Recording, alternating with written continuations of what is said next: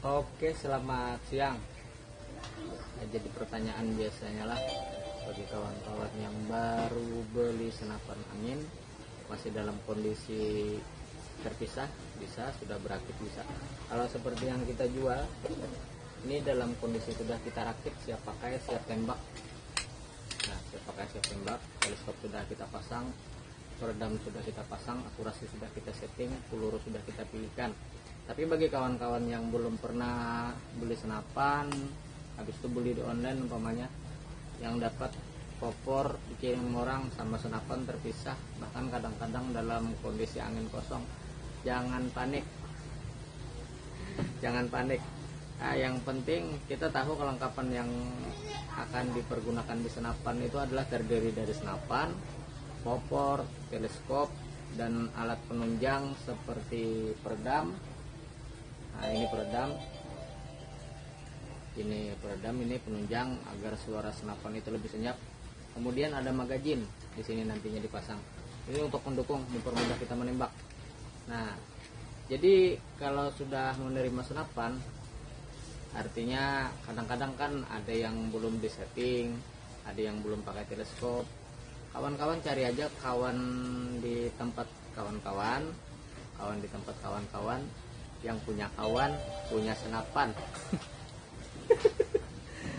Cari orang yang punya senapan, habis itu minta petunjuk, atau yang paling mudah dicek Google. Cuma biasanya penjelasan di Google atau di YouTube itu kurang memuaskan, soalnya kita kalau mau bertanya susah. Jadi yang lebih mudah kita cari kawan aja yang punya senapan sejenis yang begini umpamanya. Kita tanya di sana cara pemasangan, cara safety-nya. Yang perlu diperhatikan adalah safety biasanya. Jangan biasakan senapang terkokang, artinya siap tembak, jangan dibiasakan. Selalu dalam keadaan terkunci dan ini tidak terkokang. Kondisi terkokang itu biasanya kelihatan dari sini. Kalau ini ada namanya ini cancel kokang. Kalau ini posisinya di belakang berarti itu angin siap tembak.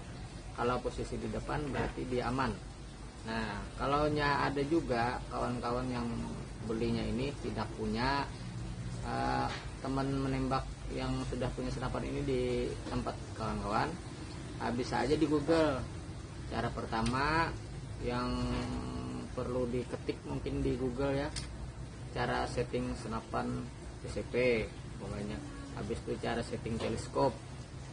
Nah, habis itu cara memompa mengisi angin yang perlu kawan-kawan tahu. Habis itu cara mengisi magazin,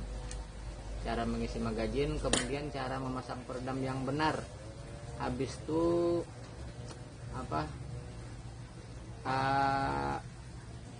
safety dalam menembak. Nah, biasanya seperti jangan arahkan senapan ke arah orang, benda hidup atau yang bukan target umpamanya, atau jangan dibiasakan mengokang peluru di tempat keramaian, biasakan pakai tas. Itu kan peraturannya berbeda-beda biasanya.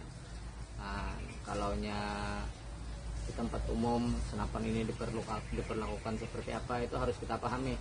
Jangan sampai terjadi seperti beberapa kasus kan, pas dibawa habis itu ini meletus sendiri. Sebenarnya bukan meletus sendiri, kemungkinan dalam kondisi terkokang, habis itu nanti picunya tergerak mungkin atau nyangkut di mana-mana, dia tertembak. Nah, itu biasanya kurang hati-hati dalam mempergunakan senapan angin. Jadi tidak salah sebelum memiliki ini cari referensi di YouTube atau di kawan-kawan yang sudah pernah memakai senapan angin. Jangan sampai nantinya setelah dipakai kita tidak bisa mempergunakan, habis itu membahayakan ke diri kita sendiri atau ke orang lain. Selalu safety itu. Terus yang diperhatikan dalam pembelian senapan angin, pastikan yang menjual itu menjamin akurasi, menjamin kerusakan, dan spare partnya mudah dicari. Nah, yang lebih penting harganya lebih murah kalau bisa. Cuma biasanya harga berbanding lurus dengan kualitas. Makin bagus kualitas, harga makin naik. Nah, kalau kualitasnya rendah biasanya harganya juga akan turut rendah. Cuma tergantung kebutuhan dan keperluan kawan-kawan. Umpamanya kalaunya untuk nembak buruan-buruan yang tidak terlalu jauh, misalkan biawak, tikus, atau musang, dalam jarak-jarak pendek mungkin kawan-kawan tidak perlu untuk laras yang akurasinya bagus.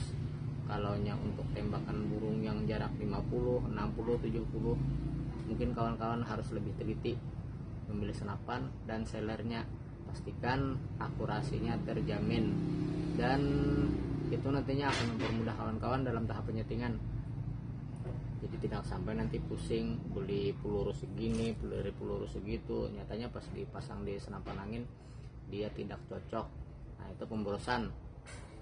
Kalau menurut pendapat saya biasanya untuk kawan-kawan pemula mencari senapan angin, teleskopnya tidak usah yang terlalu mahal, yang penting dia tahan getaran dan clear dalam view-nya. Artikel usahakan setipis mungkin.